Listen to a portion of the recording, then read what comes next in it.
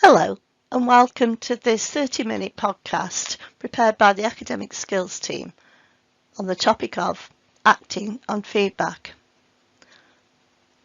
This podcast is designed to supplement the online workshops that run throughout the semester, particularly for students who maybe can't attend or to prefer listening in their own time. A transcript is available together with a PDF document which contains links to the additional resources mentioned within the video. This online tutorial will help you to improve your grades by raising your awareness of your strengths and areas for development. Acting on feedback should improve your future grades and illustrate your ability to become a reflective learner. By the end of this session, you should be ready to consider the comments that have been made in a constructive way, seek support from both your tutors and the academic skills team to help clarify your understanding, act on feedback in your next piece of work. So in order to achieve this, I've broken this workshop down into 6 sections, so you may want to look at a section at a time or have time to listen to the whole podcast. So firstly, I'll introduce myself and the team, what we do. Then it's important to understand the different types of feedback. Then the importance of that feedback, why you should not just push it under the carpet and think it's only related to one specific assignment. Then we'll look about actions on how to act on that feedback, resources that you may need to look at to help to support some of those actions, and to think about planning what's next. Hi everyone, my name's Sue Plant and I'm a member of the Academic Skills team. The academic librarians and skills tutors are dedicated to specific subject areas. If you're not quite sure who yours is, follow the link below. Select your subject guide and you'll see a lot more information. We provide resources to support your research and your academic skills development.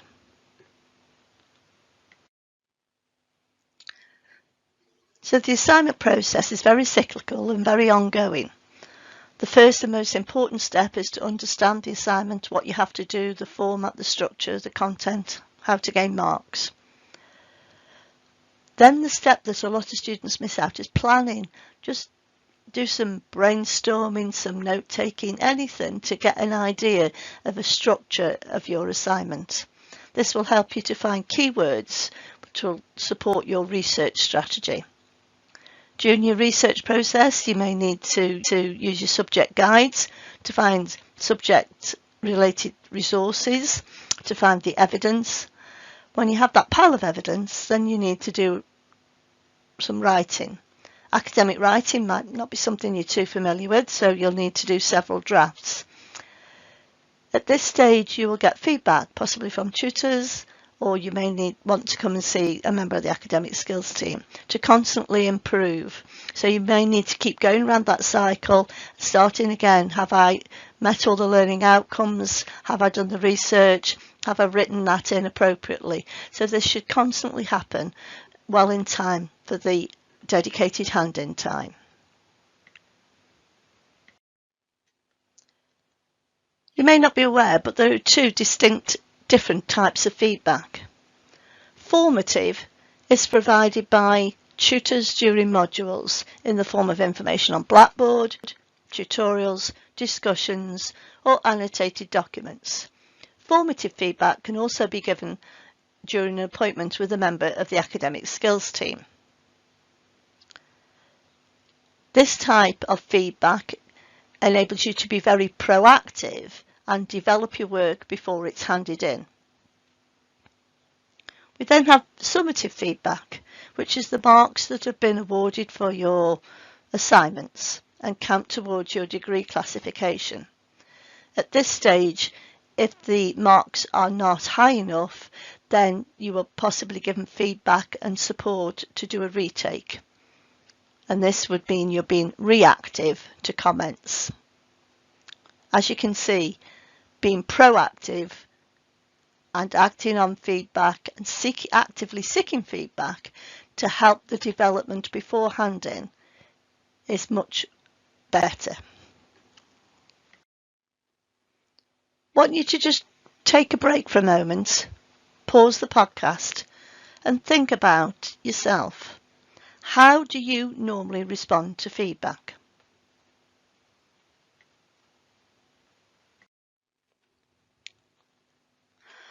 Positive feedback can be an endorsement of all the hard work and is welcome and well received. However, negative comments can feel discouraging, and there may be some thought of just sweeping them under the carpet. They were only to do with a specific assignment, you're doing something different next time, so they are ignored. But it is important that you give yourself time to analyse this feedback, to reflect on how to adapt your approach if you're going to develop in the future. I doubt many people listening have received 100% for any of their assignments, so there's always room for small development. And don't forget that as you move through the years of your programme of study, that your assignments will get slightly harder. So being strategic and passing at around about the 40% may not be good enough in future years. Do you understand how to use the feedback you've received to split the individual comments up and design an action plan? The following slides contain some standard examples of comments that you may have received from your assignments. We've added possible causes and questions that you need to honestly ask yourself. Were you guilty of doing that? Did you do that well? And the important thing is actions. Once you know what you've done, how to improve, what specific, smart, measurable actions are you going to take to ensure you develop this particular element in your next assignment?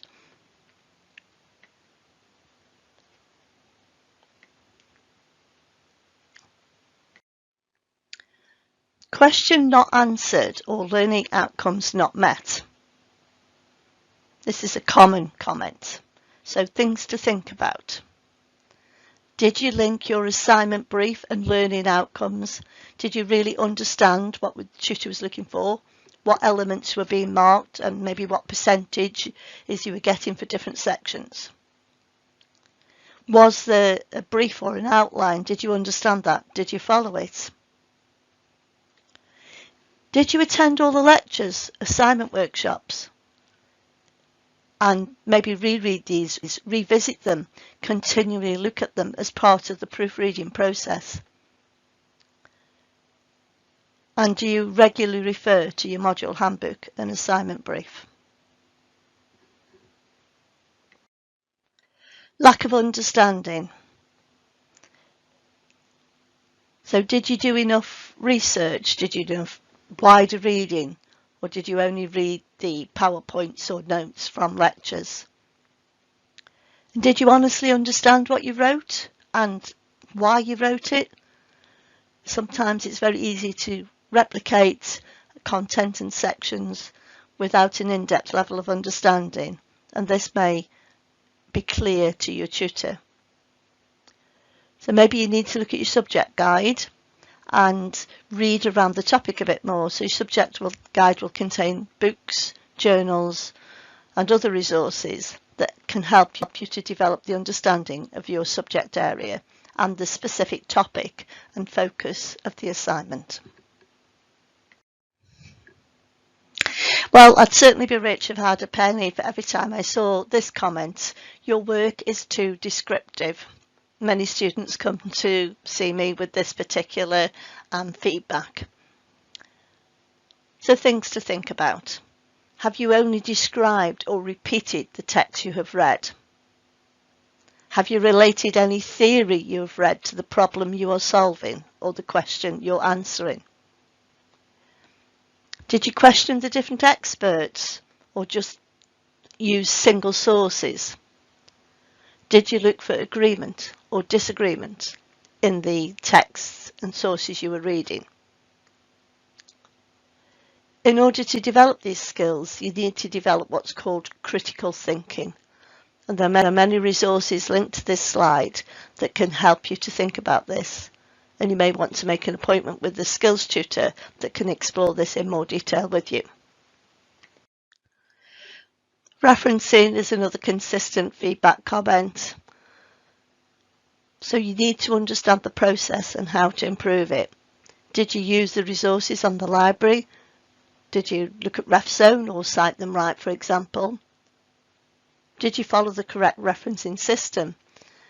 Your subject guide will indicate the system you should use within the topic that you are studying. The options are normally Harvard, Oscola and APA. Did you give attention to detail and present all your citations and references in the correct format? Sometimes this is a case of not understanding. Sometimes it's also the case that you may have used an online referencing tool which is not formatting the content to match the university requirements.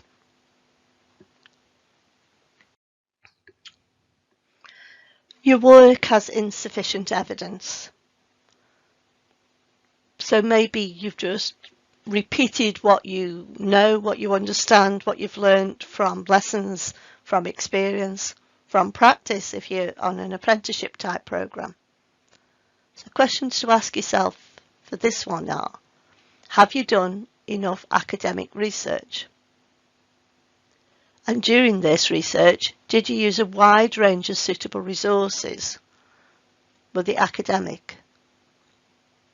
Were they valid? Were they research based? So not just resources that were referred to in lectures.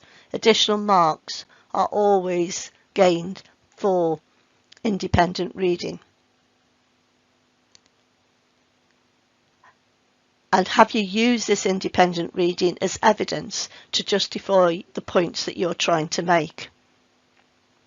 There's an excellent guide on critical thinking on our webpage that helps you to develop the process from descriptive writing to application, analysis and evaluation. Please take a look at this if this is something you feel needs developing. Your work may be unstructured or lacking in clarity. So thinking about the assignment cycle at the beginning, when you were doing some planning and research, this can help you to make sure that you presented your work in a logical order. Did it follow the assignment brief or any suggested sections? Or did it follow the aims and objectives as presented in your own introduction? Have you used appropriate language? Have you developed your academic style, your formal style, using appropriate English alongside appropriate subject knowledge? And is it written in the academic style? This may be something you are not quite familiar with and need to develop. Many students still write as they speak, so that's a good starting point, a first draft, but you then need to ensure that it becomes more formal and more evidence-based and more objective. We have quite a lot of resources to do generically with developing your academic writing style, but also sections on different types of assignments, so you can make sure that you are presenting your work in the correct format and structure.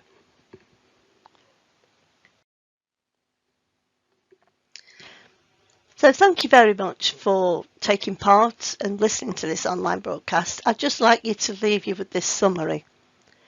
Effective feedback is designed to meet your needs and should be used to improve your confidence and your grades. Put simply, carry on doing what went well and try to change what didn't.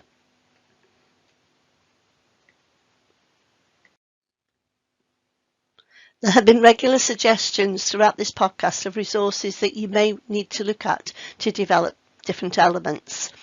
The academic skills tab on your subject guide contains links to all of these and is also included on the PDF document attached to this podcast.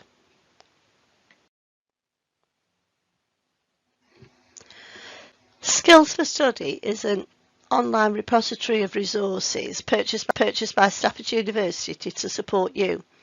If you want more information, please follow the links below. Note that you will need your student ID to access all of these resources. They range from podcasts from other students, some checklists, some videos, and additional reading material. So hopefully you'll find something in there to meet your needs and match your learning style. You may be familiar with LinkedIn Learning as a CV builder and a place to look for professional work. However, the company also provides online courses and videos to support a range of personal, technical and creative skills. We've combined a collection of these resources to support handling feedback. And again, some of these may help you and may suit your individual needs and your learning style. So do you still need to know more? You have several options. Perhaps you'd like to attend a workshop or listen to a podcast. All of the elements discussed within this podcast, critical thinking, academic writing, referencing, etc., can all be developed and are subjects for these sessions. You also have the opportunity to make an appointment with an academic librarian and skills tutor, preferably one that supports your subject area. And if you follow the links here, you'll find out how to make an online appointment for a discussion using Microsoft Teams at a time that's suitable to you.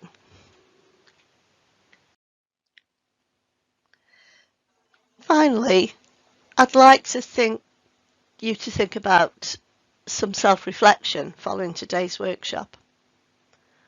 So just think of one thing to start with, a target, something that you will do differently following today's podcast. So thank you very much for listening. I hope you found it useful. I hope you've got some ideas on how to look at your feedback constructively and improve. And you can also think about an action plan, some targets. What are you going to do next?